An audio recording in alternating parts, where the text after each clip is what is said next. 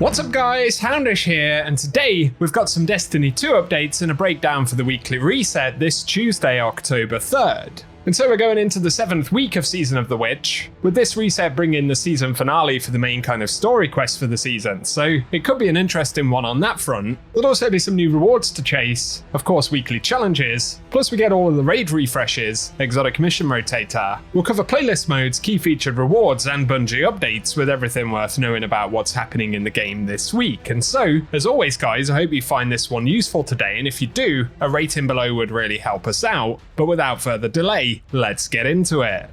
And so the first thing worth mentioning for the reset right here, we'll see the reset on all of the seasonal content, and we're also going to see the final steps for the main season story quest. So, of course, the Bladed Path will finally come to an end. Initially, we'll need to visit Eris Morn, and the next step is to complete Savathun's Spire before visiting the Holoprojector in the Helm, completing another mission called Sunder, so there could be some pretty interesting story components with it being the final week, potentially cinematic content and stuff like that. But finally we'll visit the Helm again to speak with Eris Morn and listen to more radio messages, of course. There's also an unobtained exotic sparrow for the season called the Laminos, which I believe may be associated with the end of this quest and some of the content that unlocks this reset, so hopefully we'll be getting our hands on that one, and I'll keep you posted if we get any major story beats. But additionally, of course, there are weekly challenges. So the first is to complete week 7 of the Bladed Path quest. Then we have Powercaster to defeat combatants with power weapons in Season of the Witch activities. Ritual Rampage to rapidly defeat combatants and defeat challenging combatants in the Altars of Summoning, as well as Boomsayer to defeat targets with rocket launchers and machine guns, with bonus progress by defeating Guardians or combatants in Season of the Witch activities. But we also need to complete a Lost Sector on Legend or higher. And then there's Guardian Spirit to assist your allies via revives, healing and overshields and subclass buffs in Vanguard, Gambit and Crucible playlists. But very finally there is Gotta Win Them All to complete activities in Vanguard, Gambit or Crucible, with bonus progress granted for completing Vanguard playlist activities at hero difficulty or higher, or for winning Gambit or Crucible matches. But additionally there's Enlightened Gambit to defeat targets with Arc, Solar or Void subclasses equipped, and bonus progress is awarded for ability Final Blows, as well as Guardian kills. And the last challenge for the week is Rapid Precision to get Rapid Precision Final Blows, and bonus progress is granted for every target defeated after the second one. So it sounds like multi-kills will progress that quicker. Then for activity stuff, goes without saying, Crota's End will refresh, so whether you're working on picking weapon drops up, armor, or any of the items from the Master Raid, as well as the buffed Essence of Oversoul drops, it'll be a good time to jump back in. But for the exotic mission rotator this week, we'll see Presage featured once again, so the craftable Deadman's Tail will be acquirable once again, as well as seasonal weapons, Nezaric's Whisper, Bump in the Night,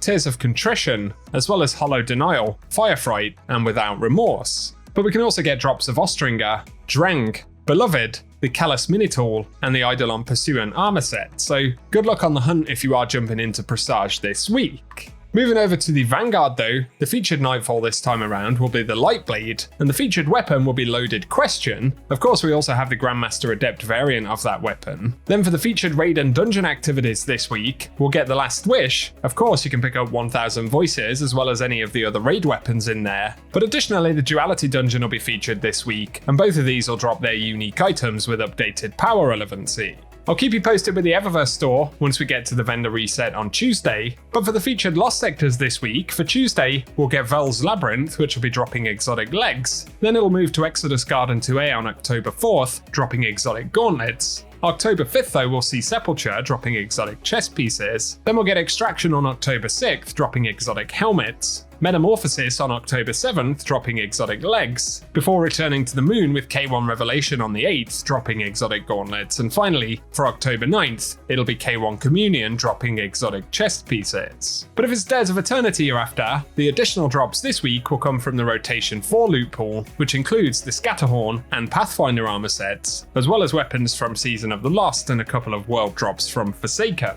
And that only leaves the Ascendant Challenge for the week, and if you plan to jump into that, this time around, it will be the Forfeit Shrine, which is accessed via the Garden of Isilla, so I'll run some gameplay at the end of the video showing the location for that one this week. And otherwise, for the moment, that rounds up the weekly reset, so be sure to stay tuned to the channel if you want to be kept up to date with everything related to the game. If you've enjoyed the video today though, a rating below really helps us out, and let us know if you plan to dive back into D2 this week. week. Otherwise though, as always, I appreciate you tuning in, and I hope you guys have an awesome day.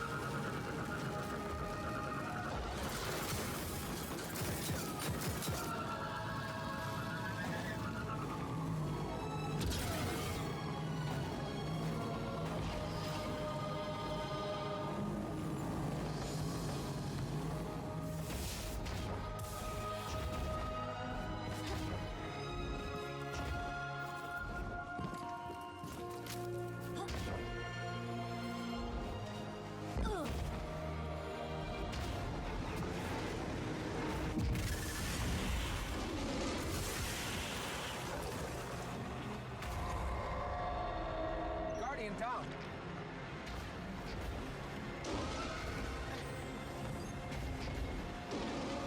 Guardian down.